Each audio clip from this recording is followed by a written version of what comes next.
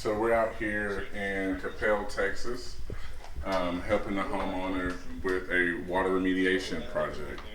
Their house was one of the many houses that experienced some water issues and plumbing issues during the freeze. And then they hired a general contractor to come out and get that problem resolved for them and do the water remediation. However, it's important that you really vet those contractors because this homeowner has now had to call us in to help get the problem solved. If you look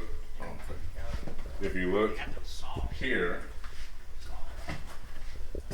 there's black mold here in the bottom of the bathroom, and then as we move around here along this baseboard, there's black mold along the baseboard, and that other general contractor was going to simply put baseboards back over that situation.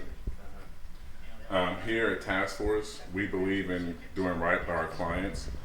We hire a water remediation company that's licensed to come out and do the work properly. And then we also hire a licensed mold company to come out, do the testing, so we know what we're dealing with, to make sure that we're putting the homeowner in the best situation, so that their house, when it's done, is free of all the black mold, all the spores, no airborne bacteria as well. And as you look here on the ceiling, you see the bubble spots in the ceiling, and that's again from not fixing those plumbing issues correctly.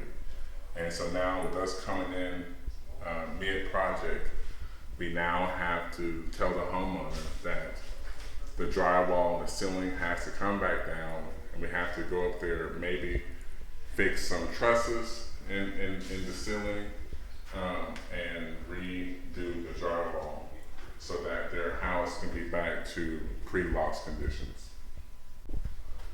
So if yourself or you know anyone who is still experiencing water remediation challenges from February and need a real contractor to come in and help them get their problem fixed, give us a call at Task Force NTX.